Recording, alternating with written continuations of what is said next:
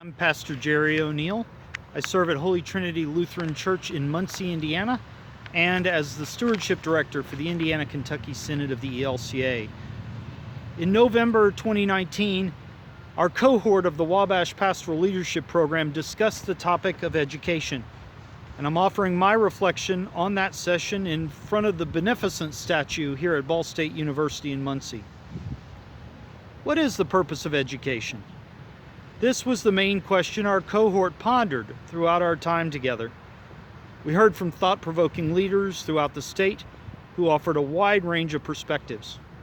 One common theme we heard throughout our time was that leaders in Indiana education are moving their focus from serving the institution to serving the students' desires. I believe this is a good thing in general. More on that in a minute. One of the movements occurring in higher level education in our state is to allow students to choose at earlier ages which career paths they want to pursue. This is leading to a more European style model of education where students in their mid-teens are tracked, either explicitly or implicitly, into a university track or a vocational track. High school graduation requirements are now being changed to allow for this flexibility. Some schools, like the Purdue Polytechnic High Schools in Indianapolis, are moving to an almost Montessori-like approach to education. They require students to meet basic standards, but their primary focus is on projects which interest the students. As Scott Best said to us in our time, the students are focused not on real-world projects, but on their world projects. We see this trend happening in college education and vocational training as well. A related movement in education today is an increased focus on job training for a specific field.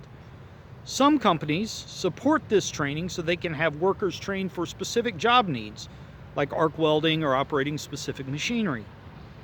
Now, to be fair, some companies offer tuition reimbursement to allow their employees to pursue broader education goals, perhaps an associate's, bachelor's, or master's degree. I am deeply concerned about the early tracking of students, even when it is based on their own desires. Some 16-year-old students may know what field they would like to enter, but many do not, even if they think they do. Additionally, education should not be simply about satisfying one's personal desires, or even about entering a worthwhile career field. As David Shane said to us at the beginning of our session together, education should be about developing the capacity to learn throughout one's lifetime. Most people today will end up serving in multiple jobs and even career fields throughout their lives. I am a perfect case in point. I've served in 3 different fields in my life, beginning as an Army officer in the 1990s, then moving into the field of operations research, which is a branch of applied mathematics, in the early 2000s, and then into seminary and pastoral ministry in the late 2000s. My undergraduate education at West Point allowed me to do this. The education there is broad and diverse.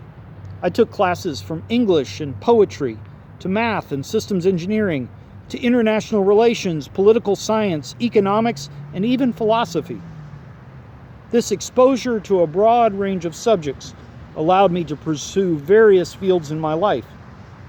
This is the kind of exposure which a good liberal arts education offers to its students. In the Hebrew Scriptures, the people of Israel are encouraged to pursue not just knowledge, but wisdom. In fact, wisdom becomes personified as one of the very character traits of God. And Proverbs states that the fear of the Lord is the beginning of wisdom.